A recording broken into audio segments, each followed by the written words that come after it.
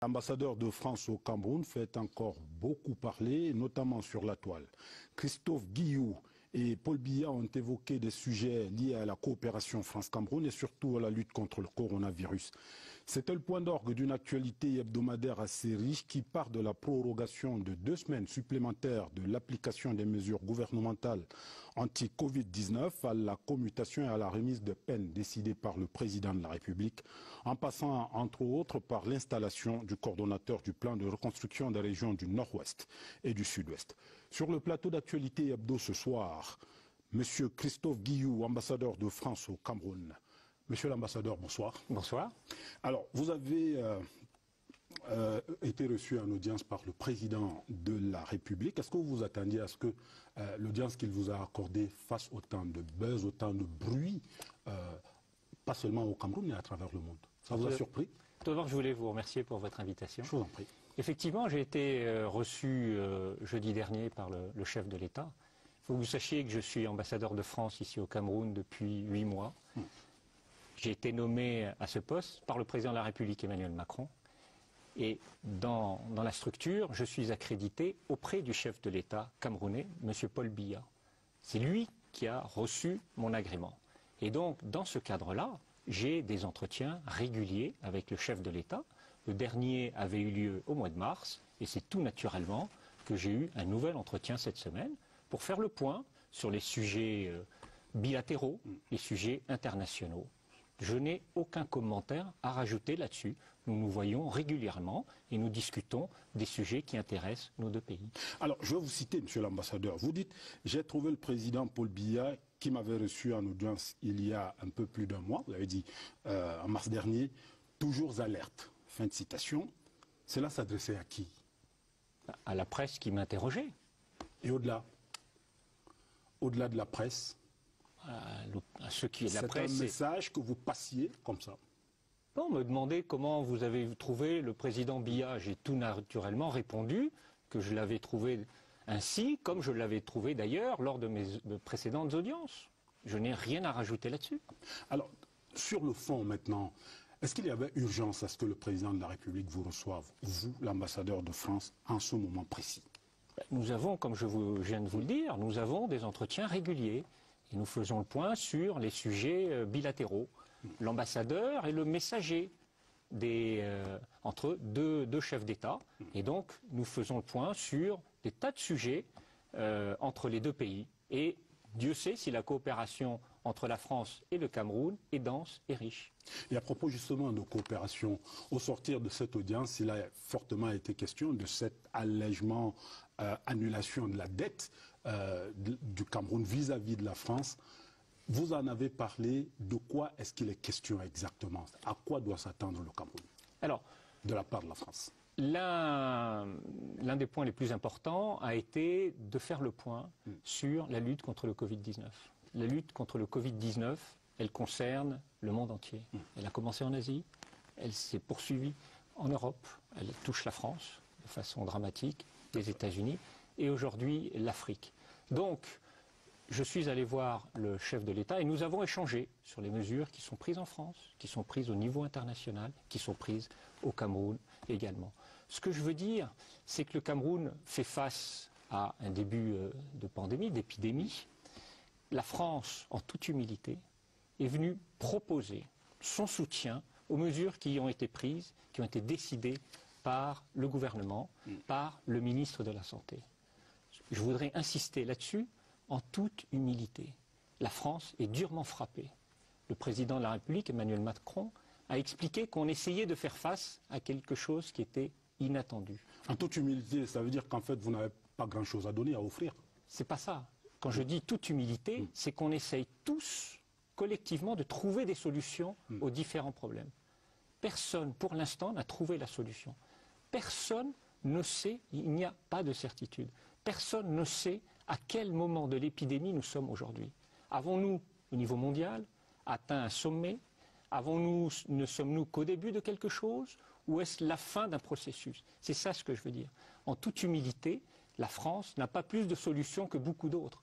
Les solutions, elles seront scientifiques. Il va falloir développer les outils de recherche. Et je suis venu voir le président pour échanger avec lui comprendre les décisions qui ont été prises par les autorités camerounaises, qui ont lancé un appel à l'aide internationale, qui a été relayé par les chefs d'État africains, les organisations multilatérales, et c'est dans ce contexte-là que je suis allé proposer un soutien de la France aux efforts menés par le Cameroun sous l'autorité du gouvernement camerounais. Et à propos de cette aide de la France, justement, le président français, est-ce qu'il n'est pas un peu seul? Lui, il a dit qu'il souhaite qu'on annule la dette des pays africains vis-à-vis des pays développés, les pays des organisations internationales, mais le G20 dit on allège. Est-ce que le président Macron n'est pas un peu seul dans cette posture de annulation de la dette? Alors, tout d'abord, le président Macron n'est pas seul. Ce sont des efforts qui sont menés aussi par les pays africains, par l'Union africaine. Il y a eu des consultations, il y a des envoyés spéciaux. Et les messages ont été effectivement annulation de la dette. La France se fait également le porte-voix de cette demande. Ce sont des décisions qui sont très compliquées. La question de la dette est quelque chose de très très complexe, très technique, puisque ce sont des dettes que les États doivent aux États, à d'autres États, à des organisations internationales, à des entreprises privées. Donc il faut qu'on obtienne un consensus là-dessus pour pouvoir décider collectivement qu'on pourra parvenir à une annulation de la dette. Pour l'instant, nous n'y sommes pas, malgré les efforts de la France et de bien d'autres, et y compris les pays africains. Nous en sommes aujourd'hui à une suspension de la dette pour 2020. Et c'est ce qui a été acté récemment. On va continuer, la France continuera son plaidoyer pour qu'on puisse aller au-delà. Et pourquoi est-ce qu'on souhaite aller au-delà? C'est pour permettre aux pays les plus fragiles, les plus exposés, de pouvoir récupérer de la ressource pour lutter contre le Covid-19. Et c'est tout l'effort qui est mené aujourd'hui par le président de la République et par bien d'autres auprès des créanciers des pays. Nous en parlerons plus en détail tout à l'heure. Monsieur Christophe Guillou, ambassadeur de France au Cameroun, merci de vous prêter ainsi à nos questions. Tout à l'heure, vous serez appelé à répondre aux questions des internautes rassemblés par Elvis Mbimba, qui a fait un peu le tour de la toile, Facebook, Twitter, CRTV Web et autres. Actualité hebdo, ce soir, c'est aussi notre semaine politique et sociale. Arrêt sur la commutation et la remise des peines. Le coordonnateur du plan de reconstruction des régions du sud-ouest et du nord-ouest et bien sûr le point de la lutte contre le coronavirus au Cameroun. Madame, Monsieur, merci de votre fidélité à Actualité Hebdo. Notre invité est l'ambassadeur de France au Cameroun, Christophe Guillou. A tout de suite.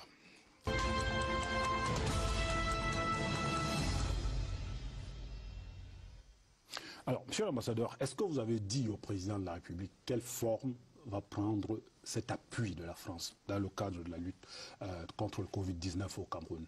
Vous êtes allé au palais, qu'est-ce que vous avez offert? Je suis d'abord, nous avons eu des échanges sur la situation en général et je lui ai expliqué, je lui ai rappelé tous les efforts que menait la France, le président de la République, dans les forums bilatéraux, multilatéraux. Premier point. Notamment la question sur le moratoire de la dette pour 2020. Je lui ai également expliqué que, à la suite de la demande du gouvernement camerounais pour la lutte contre le Covid-19 qui est menée ici au Cameroun, nous étions prêts à inscrire des efforts supplémentaires pour vous appuyer dans cette lutte. Ces efforts, ce sont des efforts tout d'abord dans l'urgence. Et nous sommes en train de redéployer à travers les mécanismes de l'Agence française de développement 7 milliards de francs CFA pour vous aider à répondre à l'urgence actuelle, c'est-à-dire l'achat de médicaments, l'achat de tests, etc., etc. À cela, nous allons ajouter environ 700 millions de francs CFA pour aider les activités de l'Institut Pasteur du Cameroun. C'est un institut de très grand renom qui emploie des scientifiques camerounais et nous avons donc besoin tous collectivement de soutenir ces activités pour mieux enrayer ce début d'épidémie. Alors cet argent-là, il vient en supplément de ce qui est déjà fait dans le cadre du C2D, etc. Alors, ce sont deux choses différentes. Mais je souhaiterais également insister sur la vision de la France dans cet effort d'accompagnement.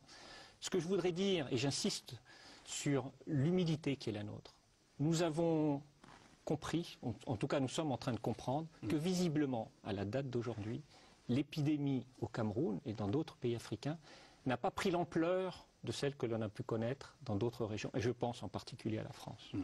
On va essayer de comprendre pourquoi. Est-ce que ce sont les outils statistiques?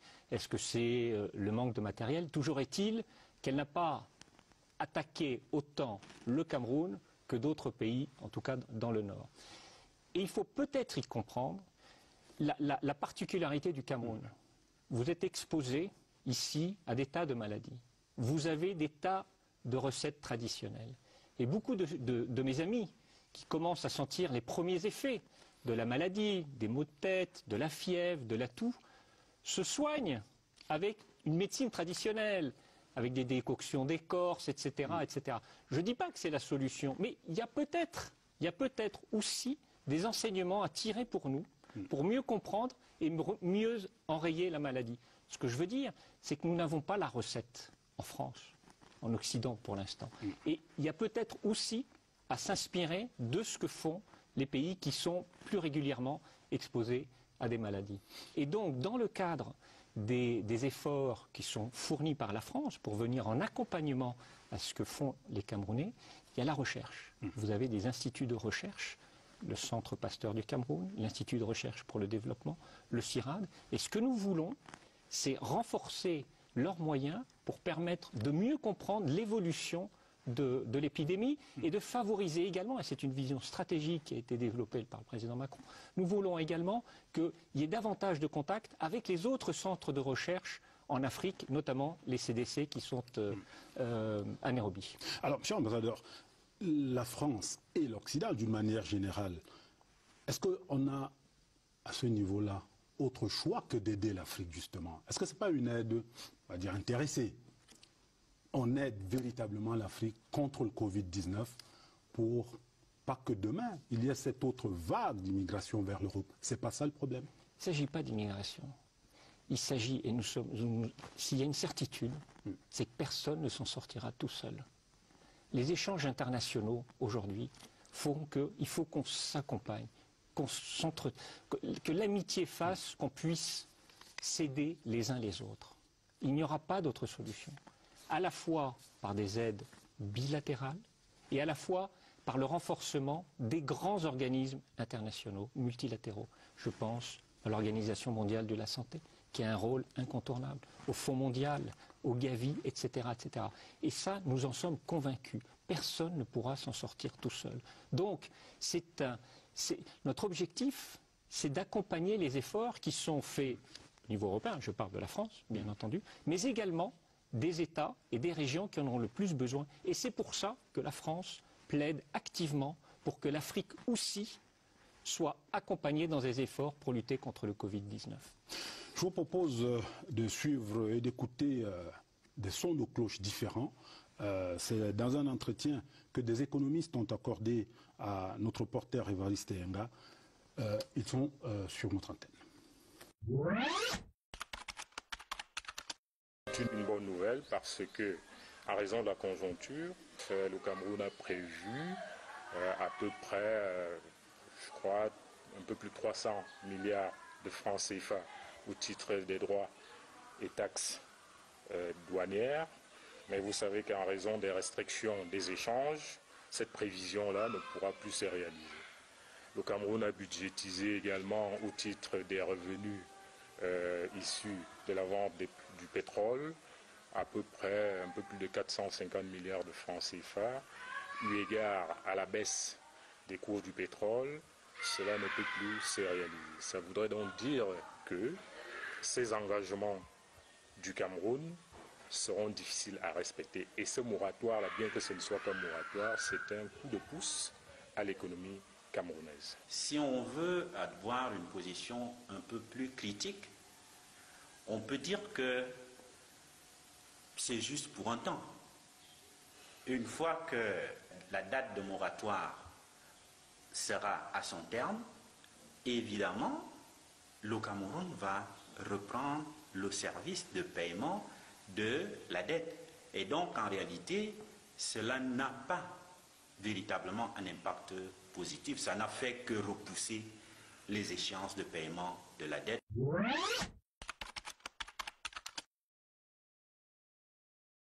Nous ne pouvons pas dire que c'est petit. Nous ne pouvons non plus dire que c'est extrêmement élevé, mais nous devons être reconnaissants envers des actes aussi positifs que posent nos partenaires, à savoir la France, qui est un grand partenaire d'ailleurs du Cameroun, et qui est toujours au chevet du Cameroun lorsque notre pays est en détresse. J'estime pour ma part que la France devrait et peut mieux faire, mais il faut reconnaître aussi que le contexte dans lequel la France se trouve ne s'y prête peut-être pas. La France est en récession. La France peine d'ailleurs, n'est-ce pas, à faire face à cette même pandémie. Donc c'est une équation assez compliquée, mais on estime que dans le cas d'une amitié qui lie le Cameroun à la France pourrait peut-être faire mieux. La France peut utiliser, n'est-ce pas, cette situation pour peut-être chercher à gagner autre chose, en se disant, en invoquant l'argument selon lequel, au moment où vous faisiez face à telle difficulté, nous avons pu vous accorder notre aide en vous permettant de souffler un peu dans le cadre du paiement des intérêts de la dette. Alors, ça veut dire que la France pourrait effectivement mobiliser ce genre d'argument pour demander peut-être autre chose de mieux. Il est bien évident que ce n'est qu'un moratoire, ce n'est pas une annulation des dettes. Et que cela suppose que l'année prochaine, le Cameroun va certainement devoir faire beaucoup plus d'efforts pour rembourser sa dette. Et aussi, il faut le dire, il faut le préciser, ça ne concerne que le capital, ça ne concerne pas les intérêts. Et donc, même cette année, à moins que ça ne change dans les prochains jours, le Cameroun devra toujours honorer les charges financières liées aux intérêts de cette dette. Alors, monsieur l'ambassadeur, comment vous réagissez à ce que disent ces économistes ? Finalement, c'est quoi? Annulation, rééchelonnement, de quoi parle-t-on? Alors, ce qui a été décidé jusqu'à présent, et je vous parle aujourd'hui de la situation actuelle, c'est un moratoire sur le remboursement de la dette qui a été acté par l'ensemble des contributeurs, des créanciers bilatéraux et multilatéraux. C'est-à-dire que dès 2021, on reprend? Pour l'instant, on est sur un moratoire de la dette pour 2020, c'est-à-dire une suspension des remboursements dus à la dette. Pourquoi est-ce qu'on fait ça? C'est pour permettre au Cameroun et aux autres de pouvoir consacrer ces recettes à la lutte contre le Covid-19. C'est l'idée qu'il y a derrière. On sait que la lutte contre le Covid-19 a un impact sanitaire, un impact social et un impact économique. Absolument. Et pour éviter de demander aux États africains et au Cameroun de rembourser les créanciers, on leur dit votre première urgence c'est de lutter localement contre le Covid-19. Donc les recettes que vous aviez prévues de rembourser, consacrez-les localement à la lutte contre le Covid-19. Et donc, c'est un sacrifice que font les créanciers qui s'abstiennent de recevoir les remboursements pendant un an. Je ne pense pas qu'on en reste là, mais en tout cas, aujourd'hui, c'est la décision qui a été actée entre créanciers du Club de Paris, du G7, du G20. Et alors, ils disent également que la France peut faire mieux, peut-être plus. Alors, pour l'instant, c'est 60 milliards que la France ne touchera pas au titre des prêts qu'elle a accordés au Cameroun. À cela s'ajoutent les 7 milliards dans l'urgence. Il faut que vous compreniez que l'urgence est quelque chose d'extraordinairement important. L'épidémie de Covid-19 au Cameroun a commencé il y a 6 semaines. En 6 semaines, nous avons dégagé dans l'urgence 7 milliards de francs CFA, auxquels s'ajoutent 700 millions pour les activités de Pasteur. Tout cela en quelques jours, dans un temps record. Je vous disais en toute humilité que nous ne savons pas encore comment va évoluer l'épidémie, à la fois en Europe, dans le monde et en Afrique. Donc c'est une première mesure. On verra s'il faudra accompagner ça par d'autres mesures supplémentaires, à la fois bilatérales, mais multilatérales. Alors globalement, maintenant, au niveau des relations France-Cameroun, d'une manière générale, au-delà du Covid-19, on peut dire, au sortir de votre audience avec le président, que les choses vont bien entre Yaoundé et Paris. Alors, je voudrais juste terminer sur la question de la dette. Je vous en prie. Le Cameroun est impacté, bien entendu, d'un point de vue sanitaire. Il y a des malades, des décès, etc. Le Cameroun est impacté également d'un point de vue social, puisqu'on a vu qu'un certain nombre de foyers vont commencer à ressentir les effets de la crise. Et le Cameroun est également impacté d'un point de vue économique, puisque le prix du pétrole est en train de s'effondrer, les prix des matières premières sont en train de diminuer, etc. etc.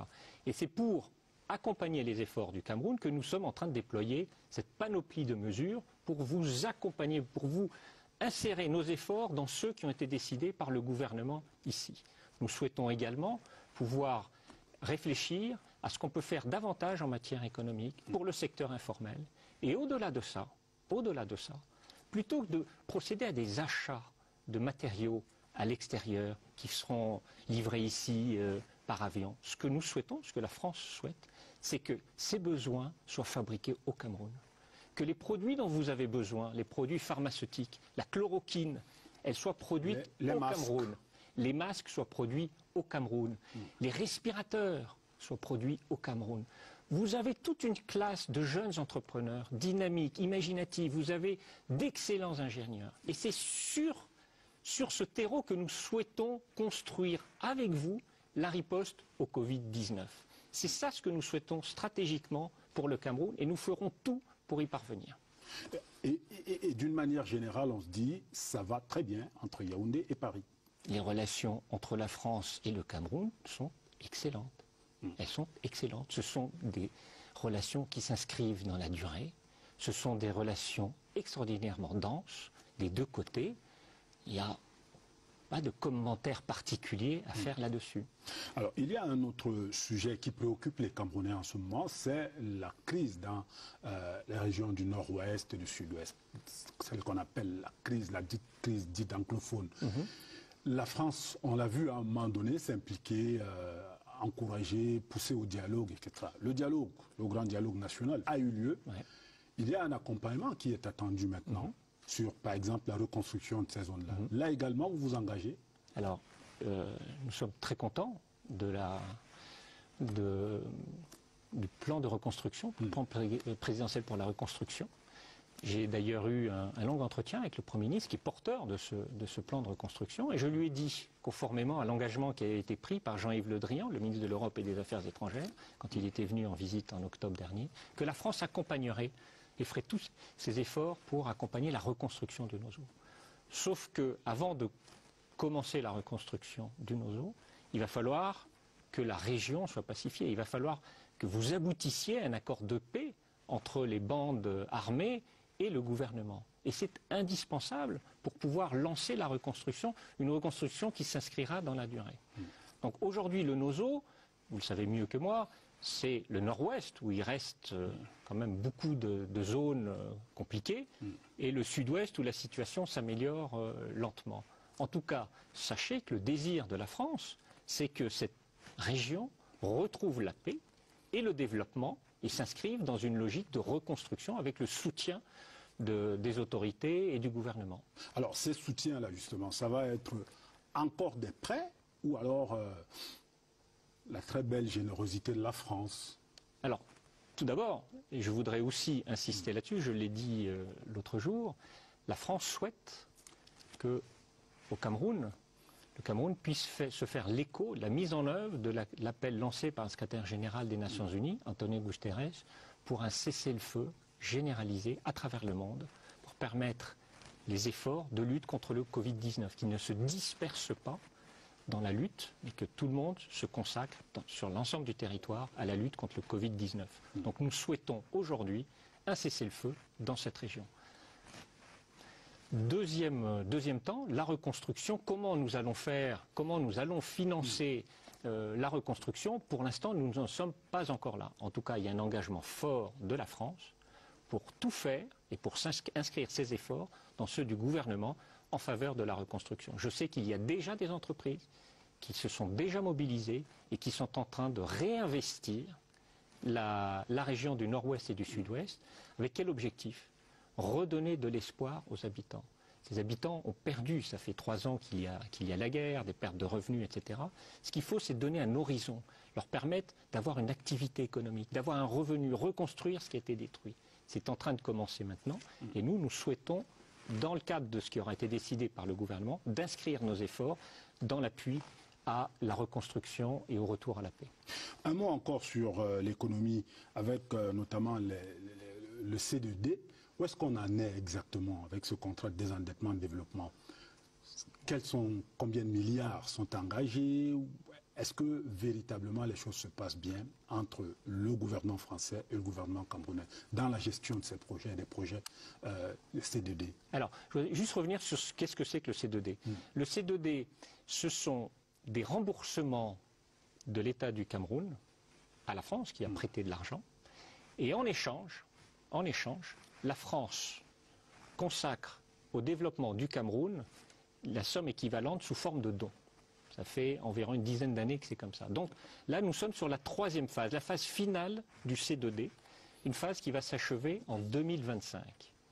Nous avons jusqu'à présent consacré environ 1 milliard d'euros au C2D pour le développement du Cameroun. 1 milliard d'euros, ça fait 700 milliards de francs CFA sur le développement, donc sur des projets à moyen et à long terme. Il reste aujourd'hui à peu près 600 millions d'euros, ce qui fait environ 400 milliards de francs CFA. Qu'est-ce que nous avons réalisé? Nous avons réalisé encore récemment le pont sur le Wouri à Douala, le pont sur la Sanaga entre Yaoundé et Ngaoundéré, ainsi que plein d'autres projets agricoles, éducatifs, etc. Nous poursuivons pour tenir l'échéance de 2025. Le débat, si c'est simple, c'est votre interrogation, le débat sur le moratoire de la dette va être impacté par le C2D. Non, il n'y a pas d'impact.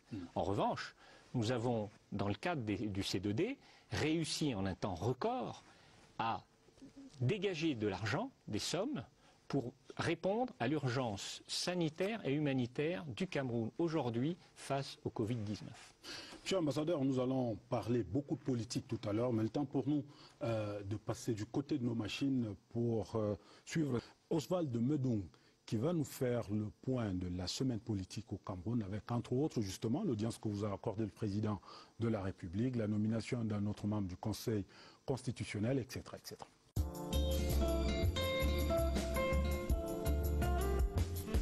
La vie politique nationale a été marquée cette semaine par une série d'actes majeurs, avec à la manœuvre le chef de l'État lui-même. Par un décret, le président de la République a accordé des commutations et remises de peine aux personnes incarcérées et définitivement condamnées par la justice camerounaise. Cette prérogative que lui confère la Constitution intervient dans un contexte marqué par une crise sanitaire mondiale. L'enjeu de l'acte d'humanisme présidentiel est double: décongestionner les prisons camerounaises et les tenir hors de portée du spectre du Covid-19, comme une mesure supplémentaire dans la lutte contre cette maladie. Cet acte était précédé quelques temps plus tôt par la nomination du professeur Joseph Orona comme nouveau membre du Conseil constitutionnel. Personnalité et mérite du droit, il vient remplacer Jean Foumanakam, décédé le 13 janvier 2019, dans ce comité des sages. Dans la foulée de ces décrets, le président Paul Biya recevait en audience l'ambassadeur de France au Cameroun.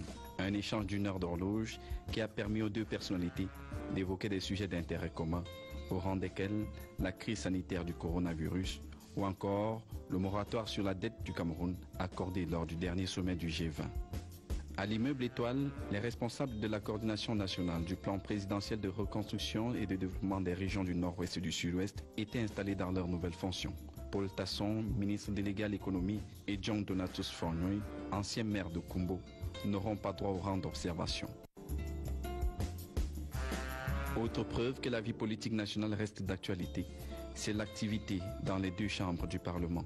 À la Chambre haute, les sénateurs autour du président du Sénat ont imaginé comment redonner du lustre à la poste camerounaise à l'heure du numérique. La poste doit jouer un rôle important dans la société, pour le développement de la société, la mise en place du fonds de développement des télécommunications et de la régulation des télécommunications doit permettre de booster ce secteur. La Chambre basse, elle aussi, a connu une animation bien particulière avec la nomination cette semaine d'un nouveau secrétaire général en la personne de Gaston Komba, un homme qui connaît bien le palais de verre, lui qui y a séjourné comme parlementaire pour le compte du RDPC pendant 2 mandats, en devient aujourd'hui la principale cheville ouvrière. Vos patrons sont les députés. Je vous recommande beaucoup de respect. Je vous recommande de respecter les députés. Je vous recommande de respecter les députés. Je l'ai répété 3 fois J'espère que vous en tiendrez compte. Une pointe de tristesse a aussi plané sur le Palais des Verts, avec l'annonce cette semaine du décès de l'honorable Joseph Mbandam du Social Democratic Front. Un homme d'action, quelqu'un qui était honnête, qui était engagé en ce qui concerne la démocratie dans ce pays. Et nous avons lutté ensemble pour avoir l'élection dans les urnes transparentes dans ce pays. Et nous avons travaillé ensemble. Il a représenté le Cameroun au niveau du Commonwealth, au niveau du Parlement panafricain, au niveau, n'est-ce pas, de CEMAC. Une riche actualité en somme qui a mis la politique cette semaine encore au devant de la scène. Monsieur l'ambassadeur, on va faire pure politique maintenant avec, on va dire, une première question véritablement politique. Pour certains Camerounais, notamment ceux de la diaspora basée en France, on pense que Paris doit davantage s'immiscer dans les affaires intérieures du Cameroun. Qu'est-ce que vous en dites? Ce que je peux vous dire, c'est que je suis l'ambassadeur de France au Cameroun, que je suis là pour développer les relations bilatérales entre les deux pays, que je ferai tout pour le bénéfice du peuple camerounais et que la France s'abstient, ici comme ailleurs, de s'immiscer dans les affaires intérieures des États. Elle l'applique également au Cameroun. Donc je m'interdis de m'immiscer dans les affaires intérieures du Cameroun. C'est-à-dire qu'on ne vous entendra pas sur commentaires des élections, commentaires liés peut-être aux détails de la crise dans le nord-ouest, sud-ouest, etc., etc. Jusqu'à présent, je ne l'ai pas fait. Si je suis sollicité, si un sujet mérite qu'on intervienne, on le fera. Vous me parlez de la situation dans le Nozo. Évidemment qu'on ne peut pas rester muet. Mais on le fait à l'invitation.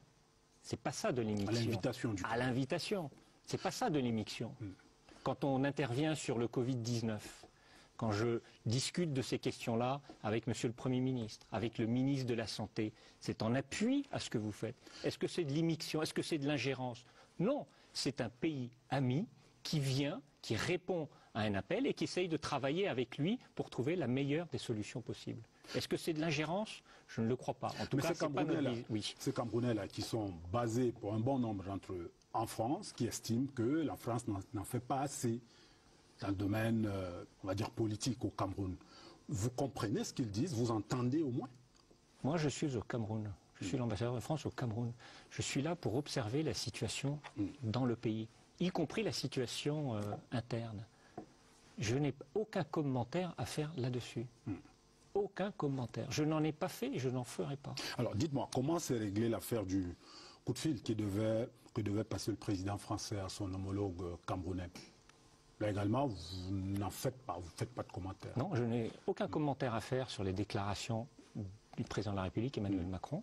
Cette affaire s'est réglée entre Emmanuel Macron, le président de la République, et M. Paul Biya, président de la République du Cameroun. Je n'ai aucun commentaire à faire là-dessus non plus. Nous allons passer, si on peut dire, la parole aux internautes qui énormément ont réagi à notre appel, à vous poser des questions. Et on va commencer tout go comme ça par James Fabrice Ebéchaud, certainement un nom d'emprunt, qui dit « La France est dans une crise sanitaire grave avec un coût financier important. Pourquoi s'empresse-t-elle d'aider le Cameroun ?» Alors, la France, oui, fait face à une crise. Vous répondez simplement solidarité? Je réponds, la France fait face à une crise. Mais ce n'est pas parce que nous sommes en crise, que nous avons eu un retard à l'allumage, comme l'a reconnu le président de la République, que nous ne pouvons pas continuer à répondre aux appels qui nous sont adressés. Le Cameroun nous a adressé un appel, comme aux autres partenaires du pays, bilatéraux et multilatéraux, et nous essayons d'y faire face avec les moyens qui sont les nôtres. Mais je répète une fois de plus, avec la plus grande humilité. Nous n'avons pas la recette, nous n'avons pas encore trouvé la recette en France. Vous avez vos propres paramètres et notre accompagnement s'inscrit dans les paramètres du Cameroun, malgré les difficultés que nous avons en France, notamment pour produire et pour répondre à l'urgence sanitaire qui est différente ici. Deuxième question d'internaute, Pat Patego dit « Je suis un Camerounais résident en France et bloqué au Cameroun depuis la fermeture des frontières. Quand serais-je autorisé à rentrer en France? Je risque d'y perdre mon emploi. » Alors, La situation est très claire. Je précise que vous n'êtes pas transporteur aérien. Je ne suis pas transporteur aérien, mais les frontières ont été fermées. Les frontières aériennes en France et en Europe, les frontières aériennes au Cameroun. Ce qui fait qu'on souhaite, bien entendu, diminuer. Pourquoi est-ce que ça a été fermé? C'est pour diminuer la propagation du virus. Néanmoins, tous les Français, et c'est ce que nous avons fait depuis plusieurs semaines, tous les Français qui étaient bloqués ici, les Français de passage, l'immense majorité a été autorisée à quitter le Cameroun pour rentrer en France. Les Français de passage. À cela se sont ajoutés des Français qui étaient résidents qui ont souhaité également rentrer.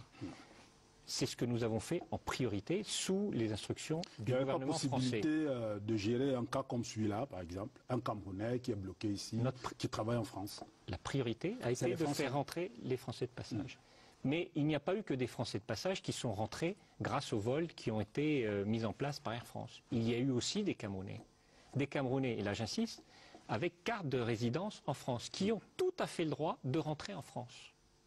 Donc il ne s'agit pas de faire une barrière pour empêcher les Camerounais de rentrer en France. Il s'agit d'autoriser les Camerounais qui sont bloqués ici avec carte de résidence de rejoindre leur lieu de travail et c'est tout à fait normal. Un certain nombre de vols ont été mis en place. J'espère que ça va se poursuivre. Si votre interlocuteur n'a pas eu de place, je l'invite à consulter les différentes compagnies aériennes pour essayer de retrouver son emploi, sa situation familiale et personnelle en France. En revanche, je précise que les Camerounais résidant ici, eux, ça va être beaucoup plus difficile puisque les frontières en France sont fermées. Elles sont fermées.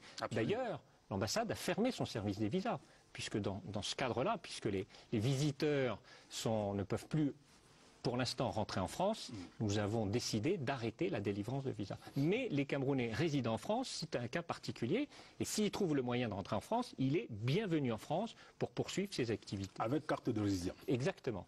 Alors, Jérôme Song-Yam dit, pourquoi la France laisse-t-elle faire lorsque des officiels des pays africains ou des artistes pro-pouvoir sont agressés par des opposants installés sur son sol? Vous voyez un peu de quoi il s'agit? Non, je ne vois pas. Mais oui, des artistes qui sont empêchés de se produire en France, pas parce que le gouvernement français l'interdit, mais des groupes camerounais ou autres africains interdisent ces artistes-là de se produire, ou alors ces hommes politiques-là d'aller s'exprimer peut-être dans les communautés, etc. etc. C'est arrivé une ou deux fois quand même. Oui, peut-être, mais je ne suis pas au courant. La France est un pays libre, on peut s'exprimer, le droit de rassemblement est autorisé, le droit de manifestation est autorisé. Les artistes peuvent bien entendu, dans le cadre des droits et des devoirs qui sont les leurs, de s'exprimer, de se produire. Je n'ai pas de commentaire particulier à faire là-dessus. Je ne vois pas à quel sujet d'actualité votre interlocuteur se réfère. Alors, la France, c'est un autre internaute, François Siri. La France va-t-elle relancer les bourses d'études après le confinement? Alors, vous avez supprimé? Non, on n'a pas supprimé. Ben voilà. Nous n'avons pas supprimé les bourses. Néanmoins, les universités françaises sont fermées à cause du confinement. Ça impacte tout notre système, bien entendu, de sélection de boursiers, d'acceptation dans les établissements d'enseignement supérieur. Donc, c'est un grand chaos.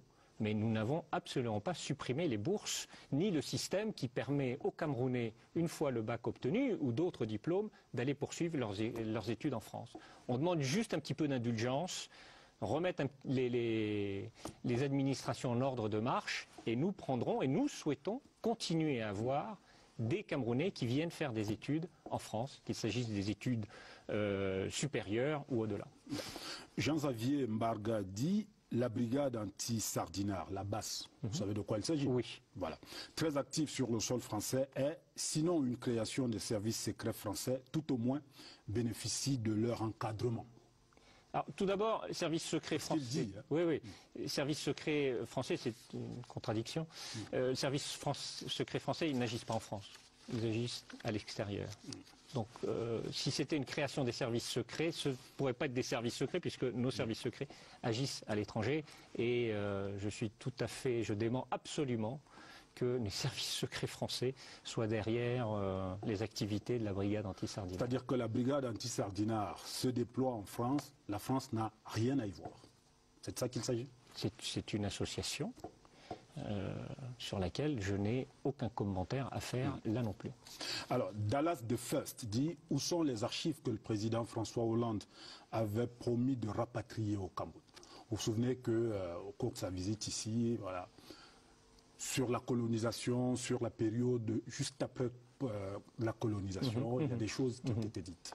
Alors, l'engagement et la décision du président François Hollande était de laisser l'accès aux archives. Ces archives sont en France, nous les avons ouverts, ils sont accessibles à qui veut les consulter. Donc il n'est pas question de rapatriement. Alors, ils sont accessibles à qui veut. Donc nous avons accueilli récemment encore des journalistes qui sont venus, des chercheurs, etc. Donc là-dessus, aucun sujet. Le rapatriement, c'est encore autre chose.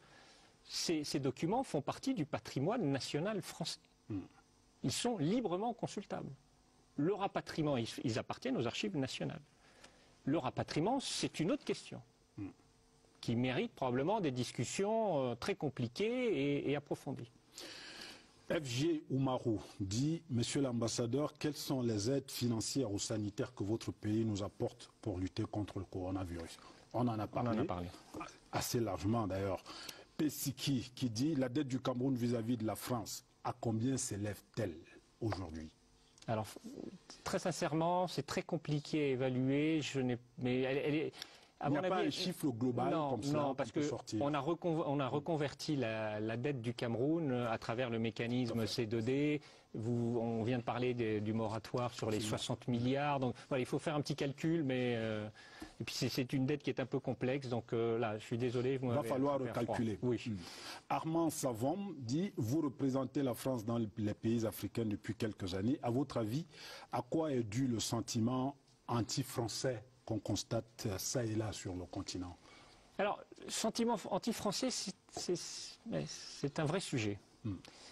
Je pense qu'il s'explique par la relation historique de la France avec les différents pays depuis les indépendances. C'est seulement la colonisation? Non, je veux dire qu'il s'exprime depuis la colonisation, depuis qu'il y a des États indépendants et la France. Bien entendu, son origine remonte à une période probablement plus ancienne, de l'esclavage, etc. La colonie qui a été dans certains pays assez dure. Mais certains disent depuis les années 90 en fait. C'est-à-dire que la France a soutenu les régimes en place contre ce qu'on pourrait appeler les oppositions. Ce serait un peu ça. Mais la France, elle reconnaît des États, elle n'a pas à reconnaître des gouvernements. La France, et c'est mon action à moi ici, on est là au service du peuple camerounais. On n'a pas à reconnaître telle ou telle personne ou à agir sur les oppositions ou pas les oppositions. Il ne s'agit pas de ça. Mais effectivement, dès qu'il y a un sujet, on a tendance très facilement à accuser la France des pires maux. Je n'étais pas là ici, mais il y a quelques années, on accusait la France de soutenir les djihadistes de Boko Haram contre le Cameroun. Sans aucune preuve, avec des montages vidéo, avec des montages photographiques, sans aucune preuve. Tout ça était faux. Et on instrumentalise ça au nom de sentiments anti-français. Ce qui me concerne, ça fait 8 mois que je suis ici, je me suis déplacé dans la plupart des régions du pays. Je n'ai jamais ressenti le moindre sentiment anti-français à l'égard de ma personne. Jamais, jamais, jamais. Une dernière question d'internaute, Justin Patos. Il dit, au lendemain de l'incident du Salon de l'Agriculture à Paris, comment est-ce que l'Élysée a réagi à la manifestation des jeunes devant l'ambassade de France à Yaoundé? Ça, vous vous en souvenez quand même? Bien sûr, je m'en souviens. Vous avez réagi comment? Nous n'avons pas réagi. Nous avons vu ces jeunes avec leurs banderoles qui sont venus.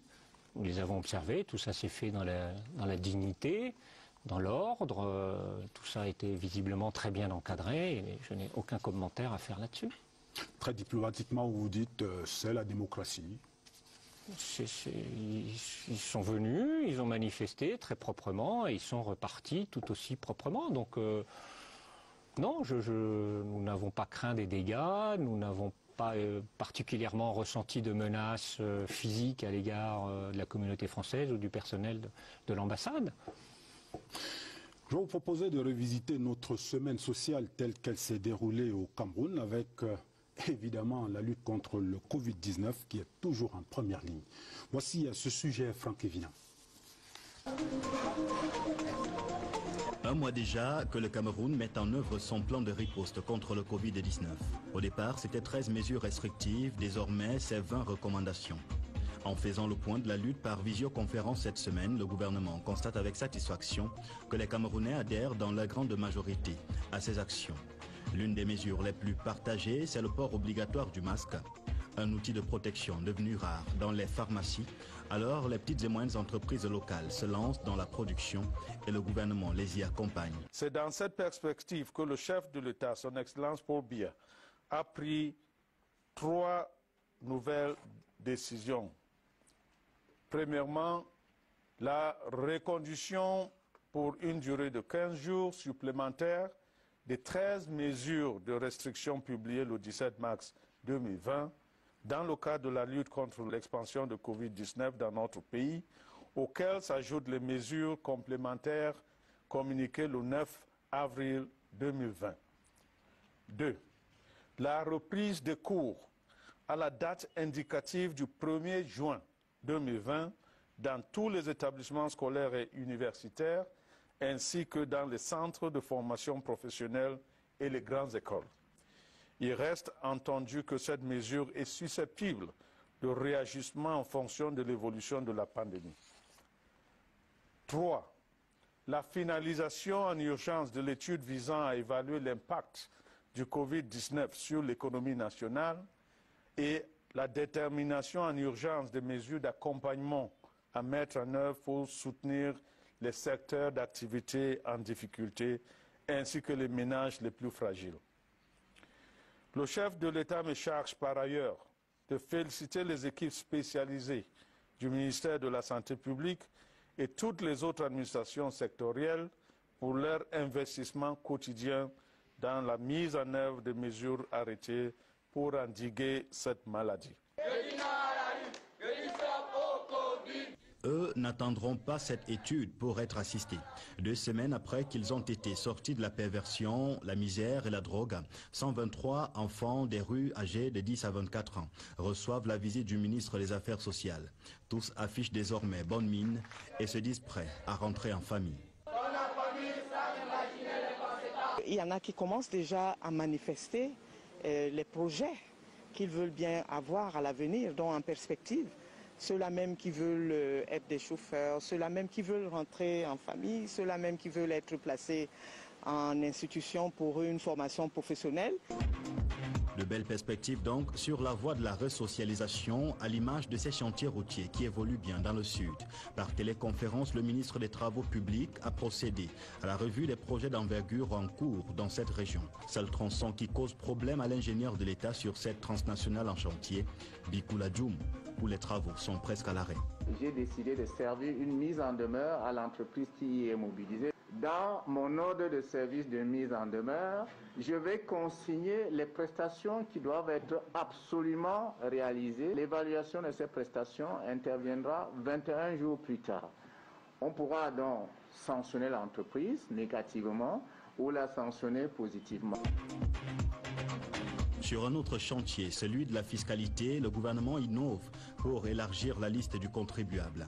Sur le portail numérique de la Direction générale des impôts, chaque citoyen en activité peut en un clic obtenir son numéro d'identification fiscale. Il est gratuit, unique et obligatoire. Une disposition de la loi des finances 2020 qui vise principalement les travailleurs du secteur informel, puisque les salariés du secteur public ou privé n'ont plus d'efforts à fournir dans ce sens. Innovation dans l'administration fiscale, évolution dans le domaine du sport. Cette semaine, le ministre des Sports et de l'Éducation physique est allé voir comment avancent les travaux de construction du stade de Lembe. Les nouvelles sont bonnes, les premiers pousses de gazon sont attendus dans 2 semaines. Les vestiaires sont prêts, le circuit électrique déjà installé, les blocs intérieurs des 2 stades annexes terminés. L'entreprise McGill rassure quant au respect de la date de livraison du chantier entre septembre et octobre 2020. Retour sur ce plateau avec notre invité, l'ambassadeur de France au Cameroun, Christophe Guiyou. Alors, pour ce qui va un peu constituer la dernière ligne droite de notre entretien, monsieur l'ambassadeur, vous le disiez tout à l'heure, vous avez parcouru le Cameroun du nord au sud, de l'est à l'ouest. C'est quoi le regard que vous portez sur ce pays-là? Au dehors, on a l'impression que c'est un pays dire, qui est en crise. Vous êtes à l'intérieur, qu'est-ce que vous en dites? Alors, ça fait pas très longtemps que je suis là, ça fait un peu moins d'un an. Ce que je ressens depuis que je suis ici... Quand même le temps de constater. J'ai eu le temps de constater, j'ai eu le temps de sillonner de l'extrême nord jusqu'au sud, de l'est jusqu'à l'ouest. J'ai eu l'occasion de rencontrer des milliers de Camerounais, de discuter avec eux. Ce que je sens, très sincèrement, c'est un pays extraordinairement chaleureux. Un pays dont je suis admiratif, qui a une culture extraordinaire, des cultures extraordinaires.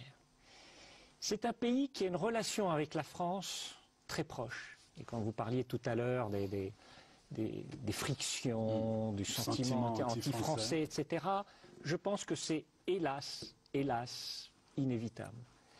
Et je vois bien, dès que l'ambassadeur de France fait quelque chose, tout le monde réagit. Je pense que je représente, c'est la fonction au Cameroun, parmi mes collègues, qui est la plus visible, la plus sensible. Qu'on dise ou qu'on ne dise pas, c'est la France qui fait pas. Au-delà de ça,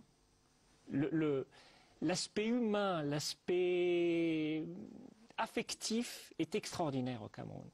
Pour moi, c'est un vrai défi d'être ici, un vrai défi. Il y a énormément de choses. Et je suis, comme je viens de vous le dire, admiratif de votre histoire, de vos histoires, de votre culture et du génie camerounais. Cette capacité, et on le voit dans la crise du Covid, et c'est ce que nous souhaitons accompagner, c'est la capacité de réaction, d'adaptation, dans des conditions qui ne sont pas toujours faciles. Mais il y a toujours quelqu'un qui va essayer d'avoir une idée, une bonne idée et la développer. Un exemple, le sommet Afrique-France, qui devait avoir lieu dans quelques semaines. Nous étions en pleine préparation avec le ministère des Relations extérieures pour valoriser la place du Cameroun à ce sommet. Je peux vous dire qu'on avait les meilleurs artistes, les meilleurs sportifs, les meilleurs acteurs pour participer, et ingénieurs, pour participer à une valorisation du Cameroun à cette occasion.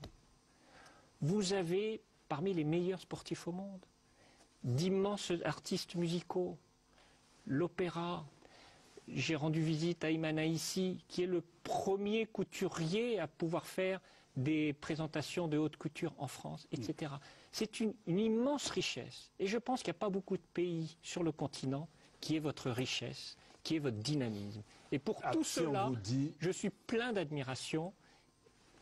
Et tous les jours, je suis émerveillé par cela. Si on vous dit tout cela est très diplomatique, ce que vous dites. Très diplomatique. Je vous ai parlé avec mon cœur. Je vous ai parlé avec mon cœur. C'est pas diplomatique. C'est pas du tout diplomatique. Je vous ai dit vraiment ce que j'ai au fond du cœur. Monsieur l'ambassadeur, Covid-19 oblige, le consulat de France à Yaoundé notamment, et puis celui de Douala, fermé? Alors, non, nous sommes passés sur un rythme de travail qui s'appelle la mise en place du plan de continuité de l'activité. Ce qui veut dire que nous avons dégradé l'ensemble de nos services. Nous avons fermé le service des visas à Yaoundé, nous avons fermé le service des visas à Douala, puisque les Camerounais ou les frontières sont fermées. Si vous n'avez pas un titre de séjour, vous ne pouvez pas entrer ni en France ni en Europe. Nous avons fermé cela. Tous les autres services ont été dégradés. C'est-à-dire qu'on travaille avec deux équipes. L'idée, c'est que si on devait être infecté par le virus, que le virus n'infecte qu'une partie de l'équipe et que l'autre puisse être prête à prendre la relève. Donc, nous travaillons en service dégradé avec des agents qui sont présents, mais on a limité les contacts avec le public, et une autre partie reste à la maison et fait du télétravail. On va sortir par là où nous avons commencé, Monsieur l'ambassadeur, votre audience avec le président de la République, on en reparle encore. Alors, au sortir de cette audience-là, vous tirez quelles leçons quand vous voyez ce que ça a produit comme, on va dire, effet, aussi bien sur la scène internationale que locale? Vous dites, il y avait un problème. Moi, je suis allé voir le chef de l'État. Comme je le vois régulièrement, nous échangeons longuement, lui et moi, sur des sujets qui concernent les deux pays. Je suis sorti, j'ai fait une petite déclaration à la presse. C'est tout. Sur le reste, tout ce que je peux dire, c'est de l'outrance. de l'outrance. Mais je ne ferai pas davantage de commentaires. Nous avons des échanges réguliers avec le chef de l'État. J'ai des échanges réguliers avec le Premier ministre. J'ai des échanges réguliers avec les autres ministres. Et c'est tout à fait normal. La densité des relations, l'importance des relations entre la France et le Cameroun nécessite ce dialogue permanent et régulier. Sur le reste, sur les échos depuis 2-3 jours, je ne ferai aucun commentaire. Monsieur Christophe Guilloux, ambassadeur de France au Cameroun, vous étiez l'invité d'Actualité Hebdo ce dimanche et merci de votre disponibilité. Merci beaucoup. Merci à vous. Merci. Madame, Monsieur, Actualité Hebdo s'achève. Prenez soin de vous, restez chez vous autant que faire se peut. Bonne soirée, bon dimanche et bonne semaine à dimanche prochain.